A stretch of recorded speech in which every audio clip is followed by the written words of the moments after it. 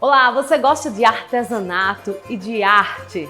Arte paraibana? Pois o Histórias da Cidade de hoje te convida a conhecer o Museu do Artesanato Paraibano, com mais de 1000 obras de praticamente todos os municípios da Paraíba concentradas em um só lugar. A gente vai te apresentar um pouquinho de cada coisa, um pouquinho de cada trabalho e trazer o contexto histórico e cultural dessas diversas obras. Então, fica com a gente que o Histórias da Cidade está só começando.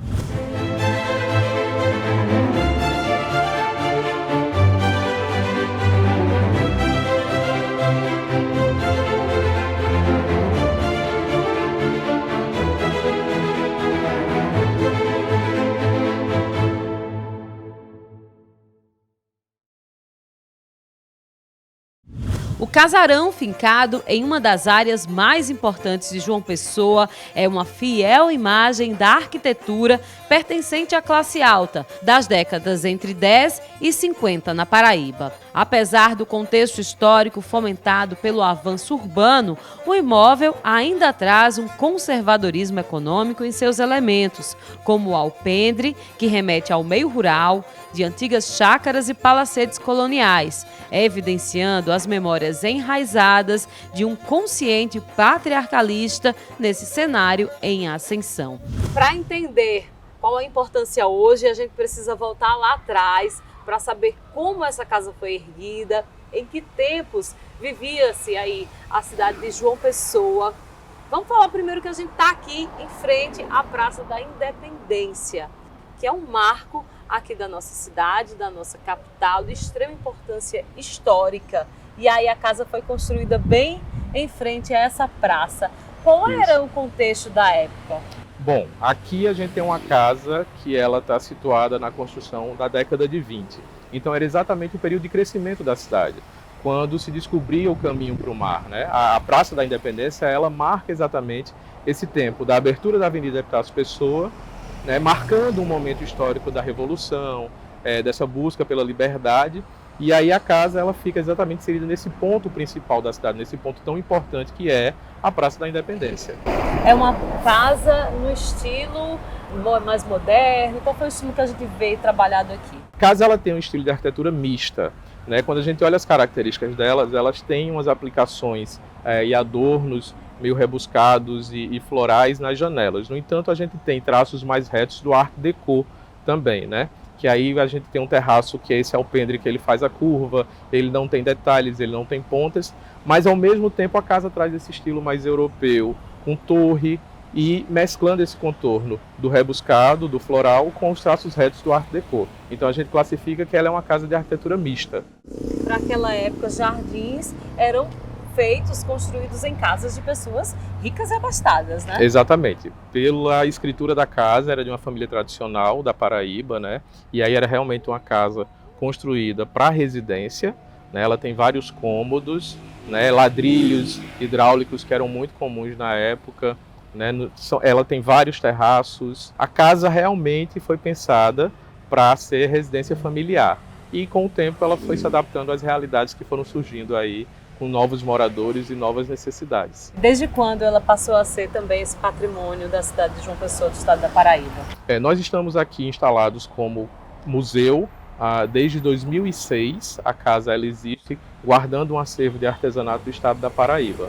Iniciamos primeiramente como Casa do Artista Popular, pelo acervo conter artesanato e arte popular, e mais recentemente, no ano de 2021, oficialmente nos tornamos Museu do Artesanato Paraibano.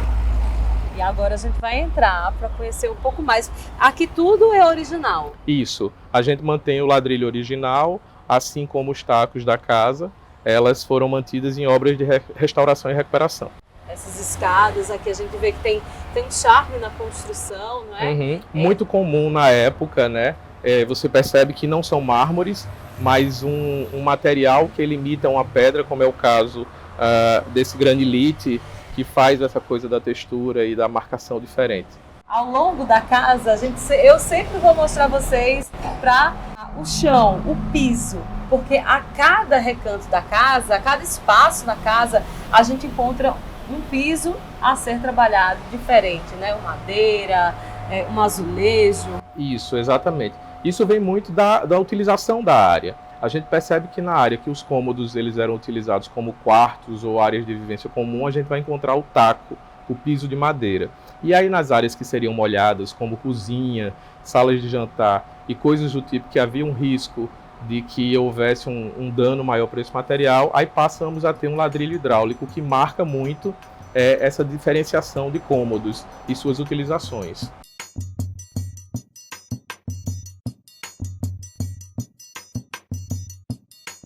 A gente já está aqui no hall de entrada e os visitantes, turistas, quando chegam aqui, já são encaminhados a essa primeira sala, que deveria ser uma sala de estar à época, isso? Provavelmente a gente tem aqui um hall de entrada e que divide para os outros ambientes, né?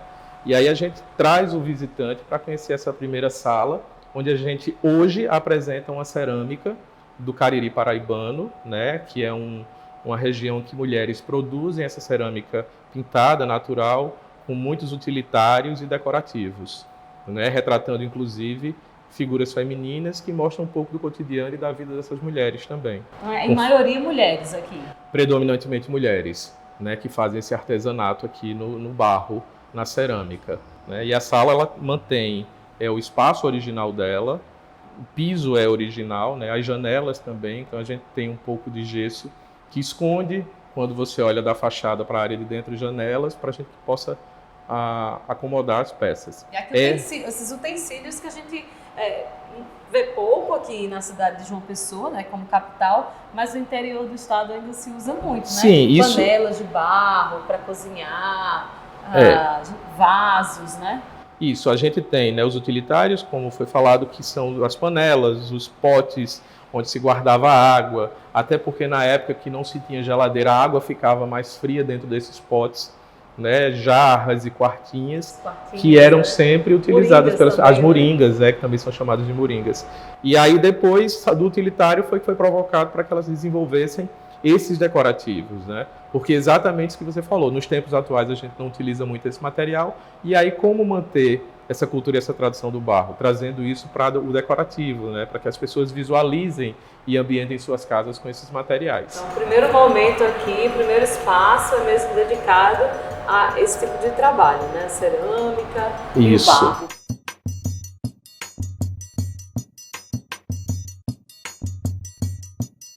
Vamos passar aqui porque tem uma sala aqui na frente tão interessante, desde da concepção do piso dela, que é madeira também, mas aí a gente já vê outro piso de madeira trabalhado. Se você vier acompanhando na imagem, você vai ver.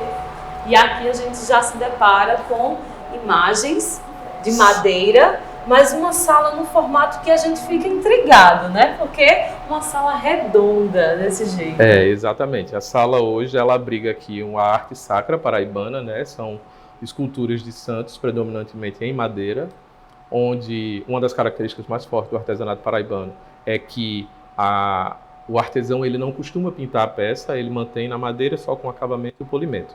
E a sala tem realmente esse formato circular e que a gente acredita que na origem da casa ela fosse uma sala de música ou algum outro tipo de utilidade de relaxamento ou passatempo, porque ela tem essa forma diferente do resto dos cômodos da casa e ela é aberta, ela seria aberta para o alpendre, né? Quando a gente olha a fachada do prédio, a gente vai encontrar bastante portas e janelas, que eu acho que é para deixar exatamente essa luminosidade entrar e a interação com quem pudesse estar do lado de fora da casa também. E se a gente observa para o alto, ela é uma torre, né? E aí a gente mais alto da casa, exatamente. A gente vê que até tem os vitrais, a forma e tudo.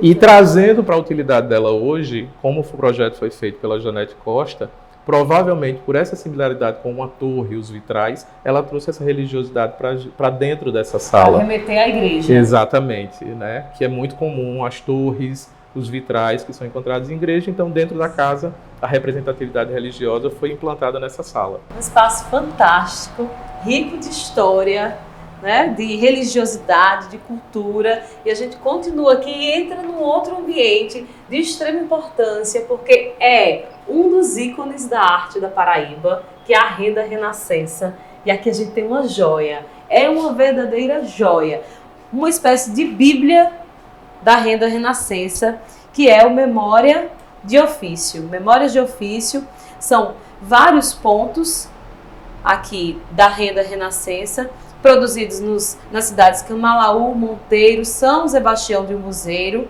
Zabelê e São João do Tigre, que são cidades extremamente representativas da Paraíba, que levam o nome da Paraíba para o Brasil e para o mundo. E essa arte aqui, são quantos pontos a gente tem aqui? Nessa memória a gente tem 120 tipos de pontos diferentes, né, que são produzidos por mulheres dessa região. A gente estima aí que hoje mais de 2.000 mulheres elas façam a produção da renda renascença, que é considerado um patrimônio imaterial do estado da Paraíba. E aqui, essa inclusive é uma obra, né, feita já a partir desses pontos. Esses aqui são elencados, vários deles. Exatamente. Né? Isso é um produto de intervenção de um designer chamado Renato Embroise, onde num trabalho com elas ele desenvolveu esse chale chamado Memória de Ofício, porque ele abriga todos os tipos de pontos, ou alguns dos pontos, obviamente, trabalhados no tipo de produto aí, né, representando.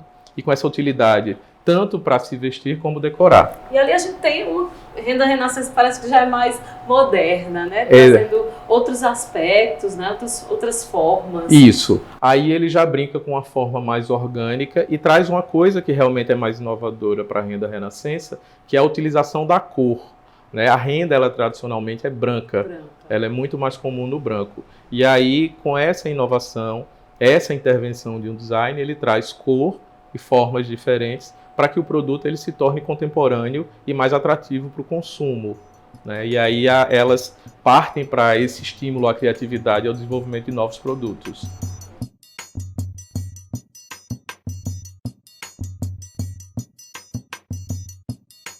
Outro aspecto de madeira, outros tipos de madeira feitos aqui no estado da Paraíba, que é a machetaria. Machetaria, exatamente.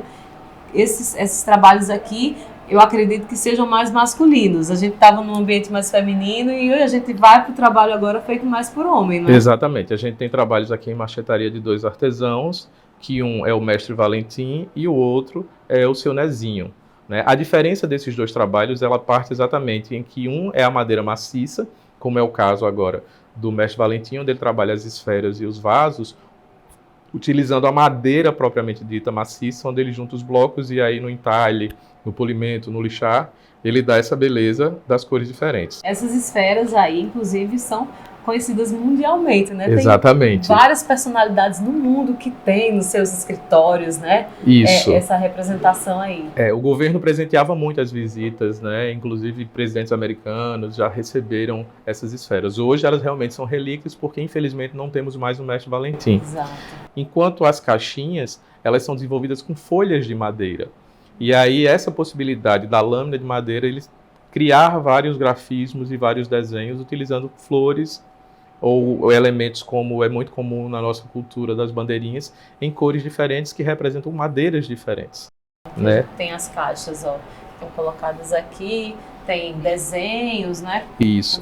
E são cores, caixas utilitárias, né? Utilitárias. Os projetos são exatamente para você acomodar guarda-joias, joias, documentos, relógios. Exatamente, vários tipos de compartimentos que elas podem assim como se fazia acomodar. Antigamente. Exatamente, né? A gente tem um mini baú, onde baú. A gente guardava os objetos. Ali a gente tem uma espécie de trançado, é isso? Exatamente. A gente tem aí, junto dessa sala da madeira, a gente tem a fibra, né? Aqui a gente tem 3 tipos de fibra, o sisal e a fibra do coqueiro.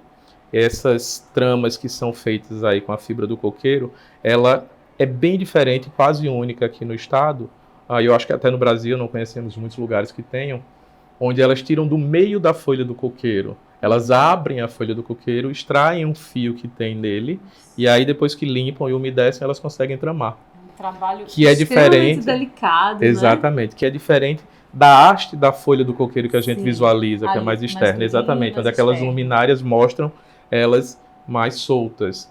Né? As cestarias são de sisal, feitas exatamente pela comunidade que extrai o sisal e faz o fio dele, e a juta, que é um tecido também que é fibra.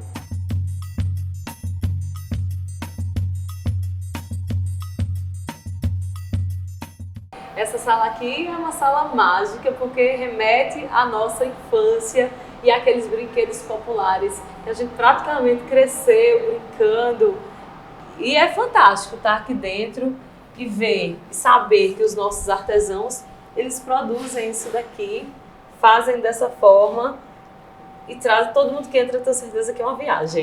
Aqui a Sala dos Brinquedos Populares, eu posso dizer que a sala é um encontro de gerações, né? Os pais, quando vêm com os filhos, eles rememoram as brincadeiras, a infância e mostram para os filhos como brincavam, que hoje é muito mais tecnológico.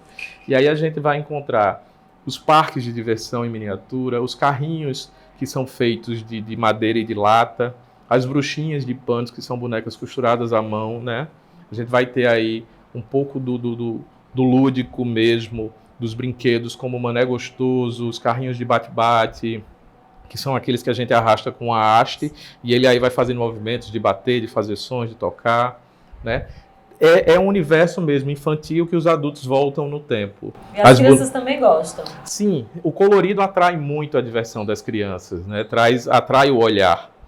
Isso. No entanto, é uma descoberta para elas, com toda a tecnologia que tem hoje, saber desses brinquedos que são mais interativos, né? Como é o caso dos mamulengos, dos fantoches, né? A possibilidade de mexer realmente no imaginário e no estímulo à criatividade da criança. Criatividade. Vê aqui, ó, inclusive ele até gira aqui, ó. Isso. Os parquinhos, eles são exatamente funcionais. Eles são todos interativos. Eles têm manivelas que fazem com que o brinquedo rode e mostre a função do brinquedo real em miniatura. Lindo. A última sala que a gente chega aqui. E antes de chegar à última sala, a gente te apresenta aqui uma roupa tipicamente nordestina, né? Dos homens que desbravavam o Nordeste, né? Para descobrir aí as coisas em cima de seus cavalos. É uma roupa extremamente tradicional, né? Esse é o gibão, né? Aqui a gente traz o gibão como a representatividade do segmento do couro, que a gente tem muito forte também no Cariri, principalmente na região do Cabaceira, onde o bode ele é uma fonte de fornecimento desse couro. E aí o gibão, a gente tem a composição dele com a casaca, o chapéu, o peitorio, né? Tem até uma estrutura aqui, ó, para proteger o peito do vaqueiro, né? Isso, exatamente, né? A peça toda ela é composta por vários elementos, criando uma espécie de armadura para que o vaqueiro, quando vai para a região da caatinga, os galhos secos não machuquem, não prejudiquem. Então é um dos elementos, além da calça, né, da perneira, e das luvas também, que são comuns. E a sela, que é um elemento principal para o cavalo e para a locomoção do vaqueiro. E do lado, várias bolsinhas onde os vaqueiros eles levavam comida, água, tudo para a sobrevivência deles durante a jornada, né? Exatamente, né? Alguns nomes que são dados como canga, corona, que são vários tipos de elementos, né, que serviam exatamente para que o vaqueiro levasse os utilitários e até alimentos realmente que precisavam. Seja para viagem ou só para o trabalho diário, isso vai mudar muito conforme o tamanho e a necessidade dele. Verdade. E a última sala a gente tem, né, os trabalhos aí. Nessa última sala a gente tem um trabalho muito forte com a representatividade da cultura local, que é o caso do boi, né, que é uma arte cantada e contada sempre, com vários nomes, né? O Bumba Meu Boi, o Boi Bumbá. E a gente tem também do artesão Osiel, de Itabaiana, essa demonstração e utilização da madeira com a fauna e elementos animais que são muito comuns também na nossa região. E a gente tem, principalmente, um grande painel da Lucinha dos Bichos, que era uma artesã do sertão paraibano, que ela produzia de forma muito bruta e natural, né? A Lucinha, ela não tinha estudo e não tinha muito conhecimento, então a cerâmica dela, a Janete Costa, que era a arquiteta que fez o projeto da casa, dizia que era uma cerâmica primitiva, porque ela é bruta, ela não tem um cuidado, ela não tem uma limpeza, mas ela tem uma originalidade e uma carga emocional muito forte. São peças pesadas, frágeis pela queima, e que levam o imaginário muito próprio da artesã, com bichos que são quase híbridos, de elementos, de animais e fauna que a gente realmente tem, com coisas que a gente só vê na televisão, como é o caso de leão e elefante. Então havia muito um cruzamento disso tudo. Muito do imaginário dela mesmo. Claro, né? Claro. Era uma representatividade do que ela via, do que ela sentia, do que ela percebia.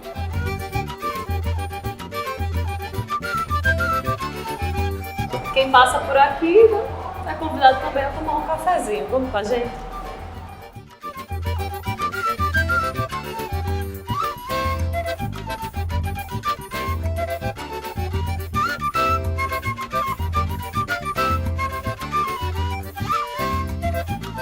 Imagina uma família inteira, as mulheres de uma família inteira, todas produzindo labirinto.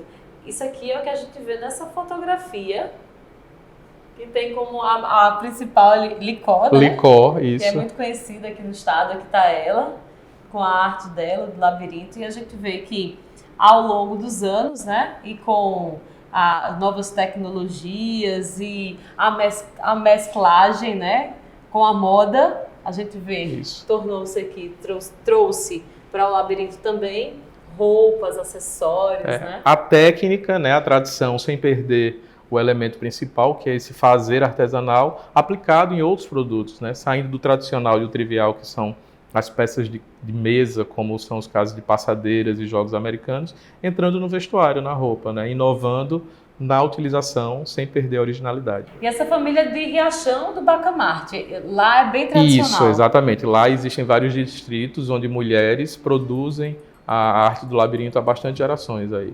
Tem 4 gerações no mínimo nessa foto, e foi uma foto que foi tirada há 20 anos atrás.